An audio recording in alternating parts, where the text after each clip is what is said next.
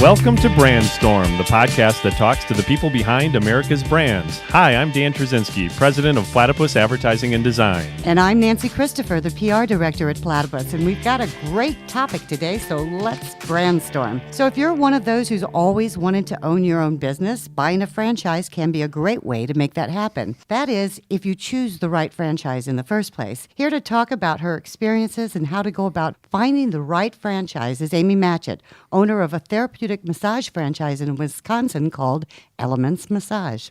Thanks, Amy, for joining us. How are you doing today? Great. Thanks for having me. Now, you've been a franchise owner for more than 9 years and an area developer as well. So that makes you uniquely qualified to talk because you've been on both sides of that coin. What made you decide to become a franchise owner in the first place? Great question. I got interested in owning my own business after working with a lot of small business owners myself. As a financial advisor, I was a CPA and worked for a small local firm. And I got to seeing these folks working on their business and thinking this was really pretty fun, pretty cool, and I think I could do this. What kind of process did you go through when looking for business opportunities? First, I just started thinking about what businesses interested me, which I think is where people naturally would go. Right. And then after that, I decided, let me do a little bit more research. I was looking at a fitness kind of concept to start. And then I decided maybe I should look at franchising because starting something from scratch takes a lot of work. You have to put all your processes in place. You have to have all the legal, the marketing, all that stuff. And a franchise is a quicker way to get to market. You also have a little bit of the risk mitigated because you have a tested brand and tested model that's used throughout the country. So I decided to just do a little bit of research and started talking with a broker who actually presented a few ideas that got me thinking beyond fitness and really starting to look at more of different types of models and what kind of business do I feel comfortable running. So was there a particular model that stood out to you?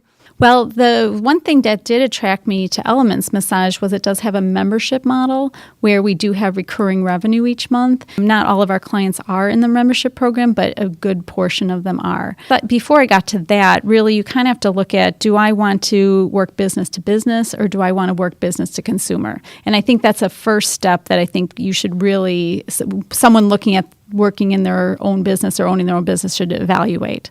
Being that you came from accounting, how would you go about assessing a brand's value and all the other essential facets of all the other things that are really about a startup business when you're doing a franchise?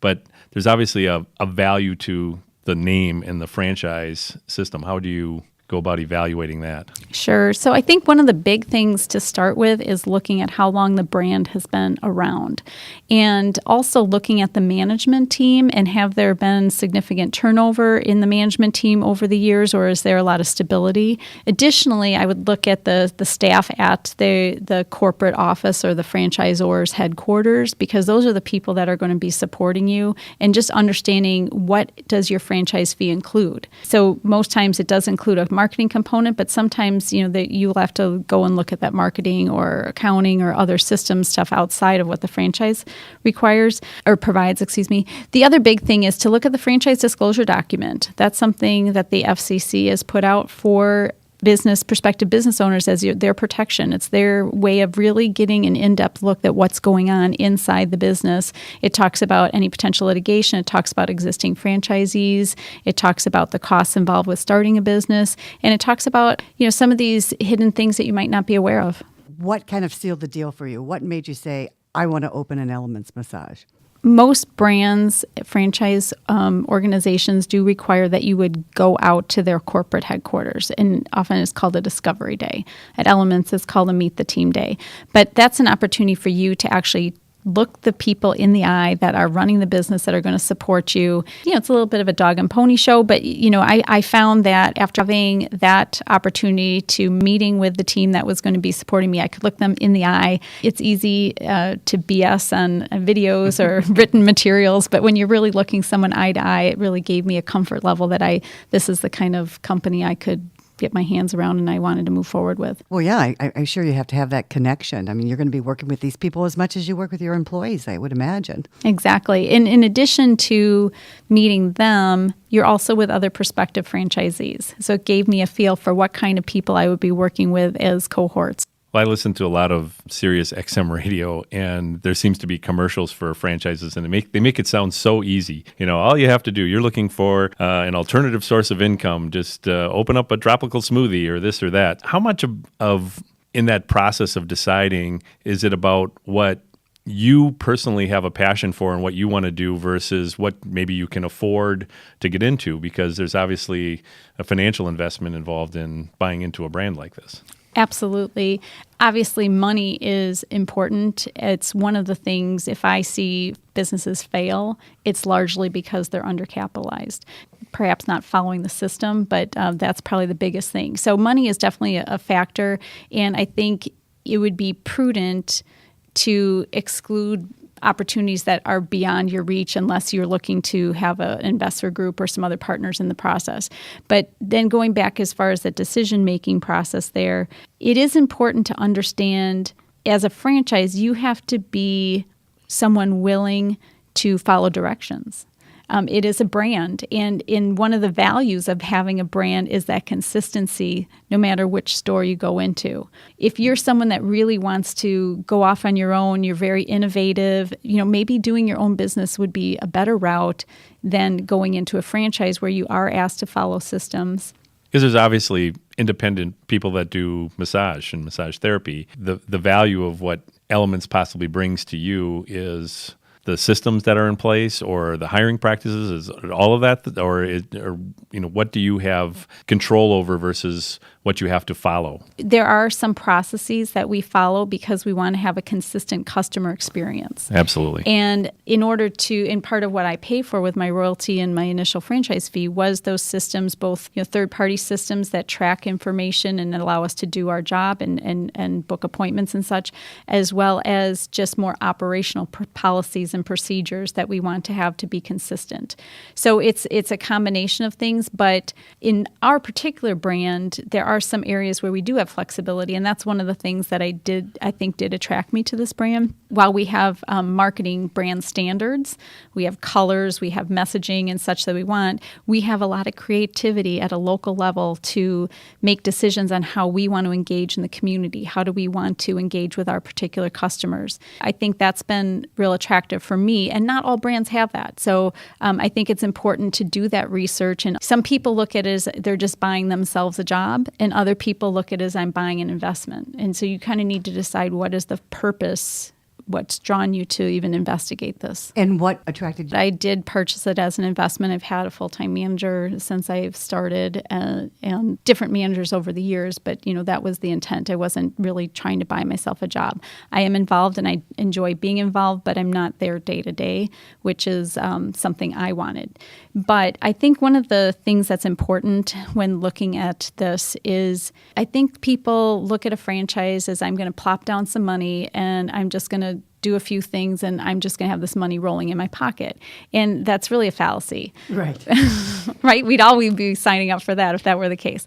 So I think what people need to realize is that even though there are systems, there's brands, standards, and there's, a look and feel, all that stuff, and expectations consumers have just knowing your name, there's also work you have to do. You're still owning a business. So you have to make prudent business decisions, and you need to know how the business runs. So whether you're the person sitting at the desk or flipping burgers or whatever franchise that you're going to own, you need to understand how it operates and, what's the focus of the business, not necessarily how to do every single task within the business, but how are we going to drive this business forward? What do I need to do to be successful? How much did the franchisor, in this case, it's WellBiz Brands that owns Elements Massage, how much did they help you in getting your business off the ground? Did you find a location together? Did you find that on your own? I mean, how much support did they give you up front before you opened that door? Sure. And I can talk a little bit historically, because one of the things that also attracted me to this business was it was brand new. So I felt like they were very open to having feedback and helping grow the brand, which I was a part of. I was involved with the Leadership Council and involved in several subcommittees. But that said, when we started, the team was a little leaner and we didn't have all the services that we do offer now. So being an area director, I've been able to see the growth of the brand and the growth of what we can provide. Really, we use third-party demographic analysis software that will enable us to target the best markets within a city. So we know where to place locations. We know how to not interfere with existing locations, which is really important. So when we look at Elements brand, we look at site selection, we look at construction support, we look at training support and hiring support, as well as pre-opening activities, including marketing. Marketing's a huge thing. When you're starting a new business, you need marketing and PR because you need to get the word out that you're open. Right. Exactly. And that goes for both attracting employees as well as attracting customers. The ongoing support beyond that is fantastic as well because you have this both franchisees who have been in the same spot. You'll meet people at Franchise University that they'll be your pals forever. It's kind of like starting a sorority or fraternity or back freshman year in high school. And then you also have, we have a message board, we have internal intranet type things for resources and support as well as people at support centers. So, it starts from the very beginning and it continues on as you go throughout the brand and your life cycle. And we should have full disclosure here in that, we did do PR and digital marketing for Elements Massage. I can attest to the fact that when you go to your convention, it is a big festival almost. You all know each other and it's so much fun and you love to share ideas. Well, and I think you touched on a really great point, Nancy. One of the benefits of being in a franchisee and being in a franchise is that you really, in addition to mitigating some of that risk of starting things from scratch and getting open sooner, you have this immediate family. And I really say family because that's how these people are to me. And you guys have seen me with my friends from Elements. Absolutely. Yeah. And, I think in this particular brand, because it is all about helping others and healing, I have other people I know that are in other brands, and I don't see it quite as prevalent. But this brand, the owners care so much about each other and the brand itself and delivering excellent service to the consumer that everyone is very willing to share their ideas and help each other out.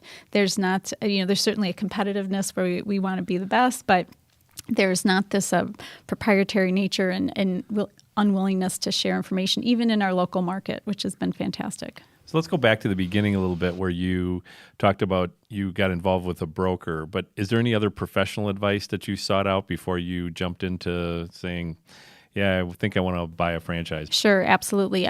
Obviously, a banker is very key unless you're independently wealthy and have a lot of cash sitting around. An attorney, I think, is very prudent.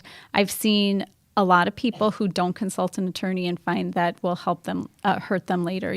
And I find it funny because you're spending hundreds of thousands of dollars on a business and you're not willing to spend $1,000 to $3,000 on an attorney or even up to $5,000. It's just kind of silly. To read that franchise agreement, especially, or that FCC document that you talked about. Right, franchise disclosure document. Yeah, it's lengthy and they know the ins and outs and they know what you're probably going to be able to negotiate and what you probably can't.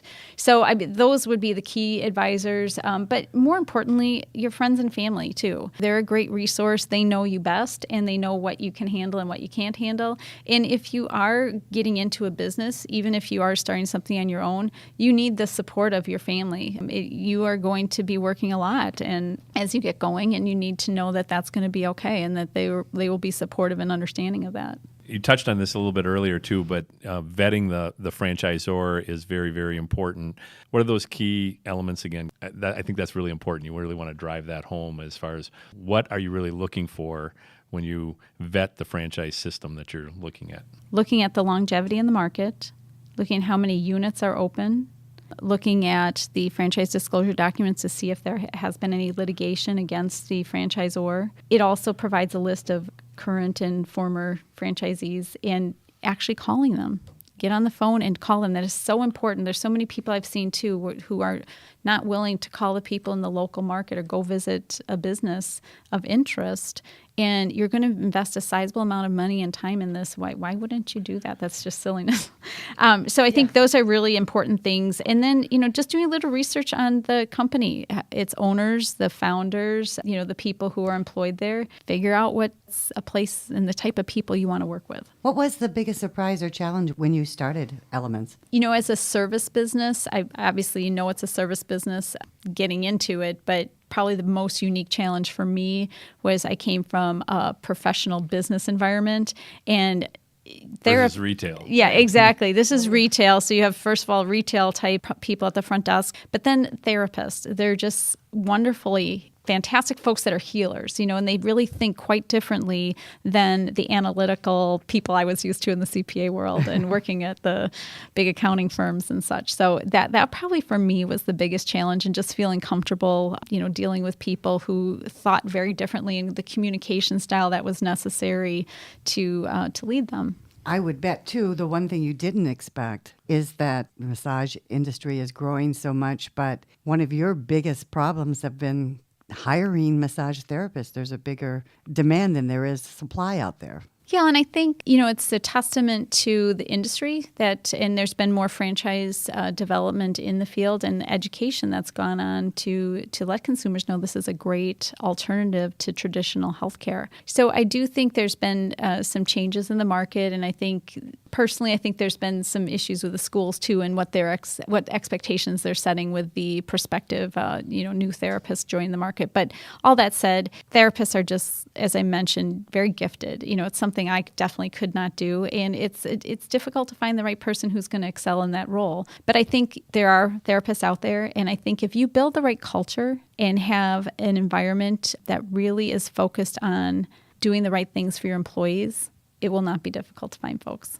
So you talked about all the hard work that goes into any type of business. You have to work hard for it. But as a franchise owner, what kind of flexibility do you have? I think it goes back to, and one thing I do when I work with prospective franchisees is really help them understand what do they do well and what do they enjoy doing. Because all of us at the end of the day want to have fun at work. And we all have parts of our job that stink and you don't like to do, and then parts of your job that you just love and you could do for hours and hours and hours, and it felt like it was minutes. I think the important thing is really honing in on what you do well, and then looking at getting into a business that can support you doing that and hiring other support people to do the rest of the job. If you do that, and you might decide, like, what I do best is just coach. Staying out of the business is how I'm most effective. That's fantastic. And so you will have very little time. And hire to your weaknesses. Absolutely. And so I think that the answer to that time question really depends on the person and how much time that they really want to devote and give to the business. I think there's a lot of flexibility in any event, so long as you're not the one scheduled to be the salesperson, be the operational director, be the person at the front door or at the desk. Now, a long time ago, I was a franchisee in the frozen yogurt business. And let's say, I'm glad I didn't quit at my day job. So I was going to say, are you sure you want to bring this up? Yeah, I know. It's family stuff. But what do you think are the biggest reasons that a franchisee fails? I know you mentioned undercapitalization earlier, but is that it? Is that the only thing? That's a big thing. I think, someone that doesn't follow the system. So we kind of talked a little bit about where you want to go do what you think is the best. And in a franchise, you might be right that your decisions and your ideas are best for your business growth. But we have to step back and remember there's brand integrity that we have to maintain in a franchise system. And so if you think that bamboo massage is the best thing and you start doing it at your studio and I don't do it at my studio, and all of a sudden, your customer comes over by me and expecting that same service, it's not going to look good. So, that's I think a challenge. And I've seen people who have fantastic ideas, are excellent business owners, but they don't fit well in a franchise system because they're not willing to harness their energies elsewhere, knowing what the boundaries are and where they should focus their creative side. But I bet that's hard because you start out, you want all that structure, you want all that stuff that goes into having a franchise. But then after you've been doing it as long as you have, 9 years or more, there may be things that you've now learned that you think, well, darn it, this franchisor should be doing this. Right. And that's where I would say just about every franchise I know has some sort of board that is a representation of the ownership of the franchisees that works with the franchisor. So get involved with that committee, share your ideas. Again, one thing I've liked about Elements over the years is that they have had an open ear. And if you can it goes to any business. If you put a good business case together for your idea, I don't think it'll go unheard. Yeah, in hindsight and with my experience, I think that the lack of the rigidity of the franchisor was the biggest downfall because they kind of let franchisees run wild. The franchise itself was the product versus the names of the businesses. So those were all over the place and just really never took off. And this is back in the 80s when, frozen yogurt, there was TCBY. That was, they had a great brand, and this was a challenger brand. I won't mention them and get them in trouble, but to that product at the time. And there wasn't the structure, and it was a low investment, and thought it was a good idea at the time, and everybody's, alternative source of income. And I really think since 2008, that's been a big thing, since wage stagnation has taken place, where people that are maybe empty nesters now, and they've got a little money saved up, and I'm looking to maybe a business that I can retire into or develop a little bit of a nest egg for retirement. But there's still work involved in it, and I think that's maybe another reason why people fail. They think it's just easy money. Exactly. And I was just going to point back to something I mentioned earlier, that you still are a business owner. So don't expect to just, sign a check and money's going to roll in, because everyone will be taking that investment all day. There is work involved, and you have to know what this business is. And I've seen operators that they think they can just pass it on to a manager to run the whole business, and they've never gotten involved at all from day one. And while that can happen in many different franchises, Elements being one of them, you can't just give it away without even knowing it yourself, because how can you coach someone, whether it's baseball or whether it's in a business, if you don't even understand the game? So you got to make sure you understand the game so you can be a good coach and help your business thrive. Do you have to renew a contract every so often? And let's say you got into it and you now are thinking, well, for whatever your reason you want to get out of it, can you sell your business, or do you have to hand it over to the next person who wants to run that business? How does that work? Yeah, that's a great question. Typically, franchise agreements are 10 years, and they are eligible for renewal. And the renewal can vary based on the brand. Could be 5 years, could be 10 years, or even longer. And I think that goes back to that point earlier, using those resources of attorneys and bankers and such, and your accountant to help you analyze this. Because honestly, when any good investor will tell you, think about your exit strategy when you're getting in. If your exit strategy is like, I'm just going to keep doing this until I don't have fun anymore, you might not be taking advantage of the full potential you're building in your business. A lot of times it's very easy to ride a wave and you think everything's going great, and that might be the opportune time to get out, is when you've built it and it's on a high, versus when it's started to dip down into a low, and then you feel like, I don't have any money left, I want to get out. So I think you should think through your exit strategy, and your attorney will be able to help you review the documents to see what the language is for that particular brand as to when you can exit. But most brands do have the opportunity. One thing I think is important too, if you are in a service type business like we are, a lot of your customer list is important, but so is your real estate.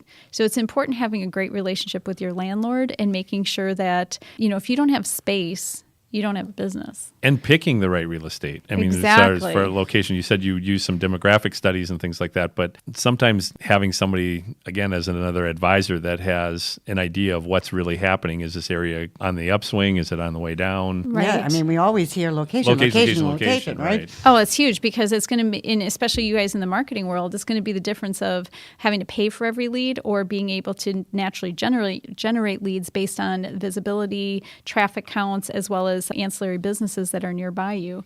So one of the other advisors that's important is, a commercial real estate broker. If you're going into a storefront retail space, someone who specializes that. But even if you're in a manufacturing environment, you'd want, again, a broker that specializes in the manufacturing space, that knows.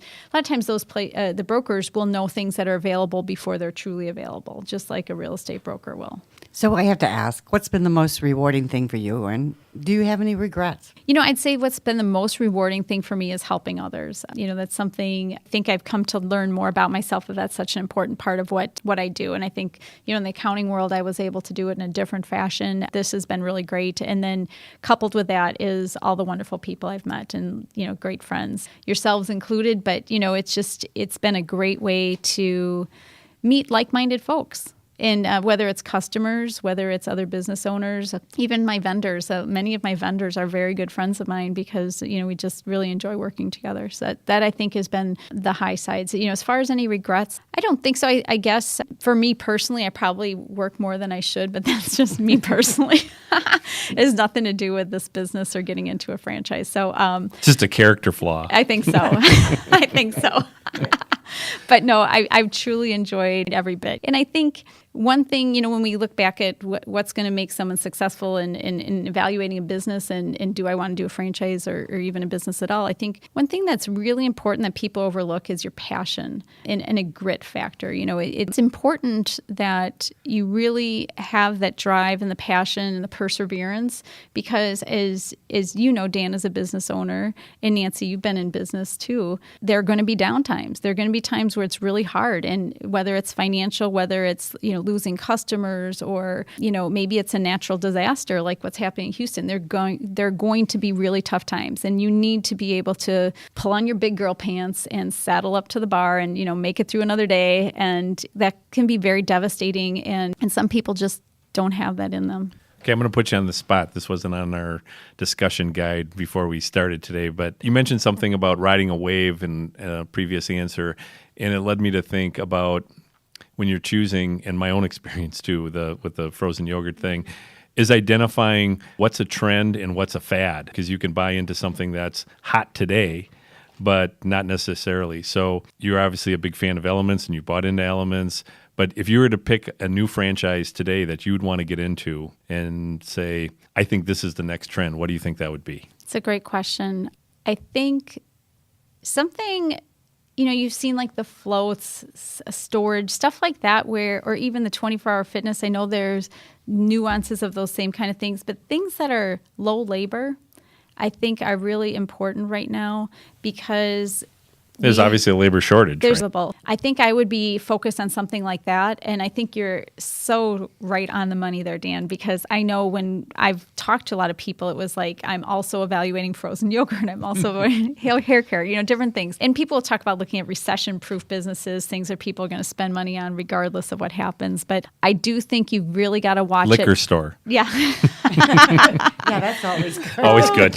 Yeah, exactly. You got to look look at market for that. Yeah. You got to look at the timing of the market, and it goes back to, has there been an explosion of stores in the last year or 2 years, and what is the predictions too? And I think some of that Meet the Team Day stuff or Discovery Day will get you some of that information from your the leadership group and where they see the vision going. But it's sometimes too, if you have such a huge growth, that's an overbearance on the support center for the franchise, and you're not necessarily going to get the right support then if they don't have the skills to grow their support. So is there any resources you look at, could be trade publications or websites, that you would recommend that if somebody's just starting to look at what the possibilities might be? Actually, you know what? I'm going to shout out 3 books that have been really helpful for me. Awesome. The first one is called The E-Myth Revisited, and it's by Michael E. Gerber.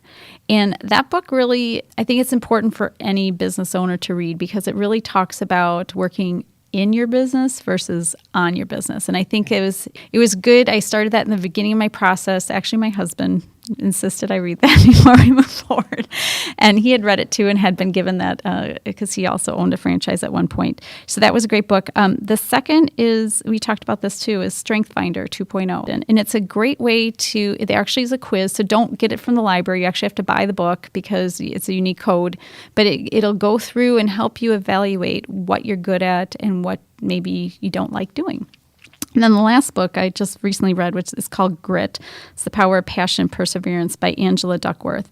And that one is a little technical. She's a psychologist, talks a lot about research, but it's a fantastic book because it really talks about what is the difference between the 3 of us. Like if we all started something together, do we all have the same passion, stamina, perseverance to make it successful with all the same other parameters involved? And if you take a big group of people, there's obviously going to be a faction that don't. Beyond explaining some of the science behind it in psychology, it talks about what you can do to help your children, help your employees develop that grit. which I find very intriguing because I think it's something, not to sound like an old geezer, but it's my grandparents, I walked up, or went to school uphill both ways, all that kind of stuff. But I really do think in the way everything becomes very easy. I have 2 children myself. It becomes very easy for them, and technology and all this stuff. I think it's very grit and perseverance is something that's overlooked. Well, thanks for those books. We'll put links to Amazon Absolutely. in the show notes, all 3 of those. So if you're driving around or something, you don't have to pull over and try to write those down. Exactly. And great advice, Aimee. I think you've been very helpful. And if I can do a shameless plug here, Sure. Is that okay? Absolutely. I think we did mention before we work with Elements Massage ourselves. We have a wealth of experience in providing franchise marketing support. So if there's any way we can help any of you out there listening, please drop us a line at info@platypus-ad.com. And I'll add to the shameless plug. You guys have done a fantastic job, and I love the creative ideas you guys have come up with in addition to knowing the latest trends and stuff. So thank you. Well, thanks, Aimee. There's obviously a lot of considerations before you invest in an existing brand and join an organization as a franchisee. We hope that our listeners have picked up a few nuggets. I learned something every time I talk to somebody on this show. So if you liked what you've heard, please don't forget to share, review, and subscribe to Brandstorm. This is Dan Trzynski along with Nancy Christopher at Platypus Advertising and Design, an awesome company that works with a variety of regional, national, and even global brands on a daily basis. So please join us next week for another episode of Brandstorm.